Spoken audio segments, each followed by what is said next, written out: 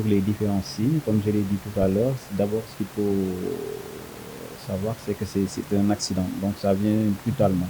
En général, voilà, les patients, ils vont bien, ils se réveillent, ils vont bien, ils vont à leur occupation. Après le déjeuner, par exemple, d'un coup, ils ne peuvent plus parler, ils ne peuvent plus bouger un membre, ils ne peuvent plus sentir un membre, ils ont des troubles visuels.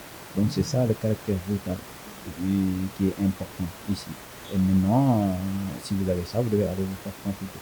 Là, le diagnostic va être confirmé par le spécialiste. Si c'est un véritable problème de santé publique, mais aussi elle est vraiment communautaire dans la mesure où la plupart de la population ne connaissent pas ce que c'est que les AVC. Donc, ça ne se limite pas simplement à faire des soins auprès des patients. Et ça, c'est ce que nous avons compris. Nous sommes souvent en blouse, mais on s'est dit qu'il faudrait que vraiment que la population sache que ça ne se limite pas simplement à faire des soins. La prise en charge, elle est globale. Nous avons besoin des cardiologues, nous avons besoin des diététiciens, des nutritionnistes, des kinésithérapeutes. Nous avons besoin aussi de la communauté qui doivent amener le patient au niveau des services où la prise en charge doit se faire proprement dite. La, la cause principale, c'est l'hypertension artérielle. Donc, cette hypertension artérielle, elle va détruire progressivement les artères.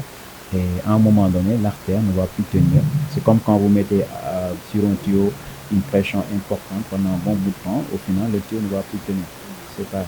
Et ça, c'est vraiment l'hypertension artérielle. Il y a d'autres causes, les malformations artérielles, les infections, etc. Mais vraiment, il faut peut-être insister sur l'hypertension artérielle. Les personnes qui ont de l'hypertension artérielle doivent surtout se traiter pour éviter d'avoir ce type d'AVC. Maintenant, l'autre type, c'est l'AVC ischémique. C'est-à-dire que c'est un tuyau qui se bouche tout simplement par un caillot sanguin. Donc, la formation de ce caillot sanguin-là va dépendre de plusieurs causes. Il peut y avoir une cause cardiaque, c'est-à-dire votre cœur, le rythme cardiaque ne se fait plus bien, c'est-à-dire ça devient irrégulier et ça va créer en fait, la formation d'un caillot au niveau du cœur qui va se détacher pour aller obstruer une artère au niveau du cerveau. Ou bien alors le cœur lui-même peut-être n'a plus la force de pomper en fait le sang et à un moment donné, et c'est comme il y a une stase sanguine, vous savez quand le sang stagne quelque part, ça crée des caillots. Comme quand vous égorgez un mouton, vous voyez que très vite après le caillot se forme. Donc là aussi le caillot se détache. Voilà, donc ou bien aussi vous avez ce qu'on appelle aussi l'hypertension artérielle qui va aller aussi comment on appelle détruire les AZ, donc de la reconnaissance même des signes par le patient ou l'entourage, d'accord, à la prise en charge à l'hôpital et à la sortie de l'hôpital. Parce que si quelqu'un qui a un AVC, après il faut éviter qu'il en refasse un autre. Donc, cette prise en charge doit être organisée, doit être réfléchie. Il doit y avoir des numéros disponibles.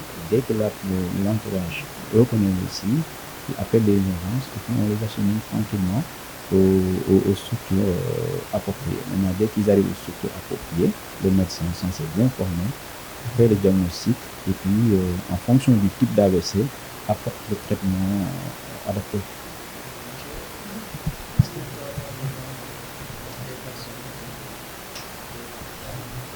Euh, Actuellement au Sénégal, malheureusement, nous ne disposons pas encore de chiffres euh, parce que ça demande un travail important, ça demande des moyens colossaux. Mais le ministère actuellement travaille sur un plan qui doit durer 2 ans, qui concerne toutes les maladies non transmissibles, pas seulement l'accident vasculaire cérébral, mais également tout ce qui est cancer, par exemple, tout ce qui est bronchopneumopathie, tout ce qui est tension artérielle, tout ce qui est diabète, pour avoir des chiffres tout au long, disons au niveau national. Donc on espère que voilà, d'ici 2 ans, pour vous dire que ça prend du temps, d'ici 2 ans, on espère qu'on aura, disons, une estimation au moins.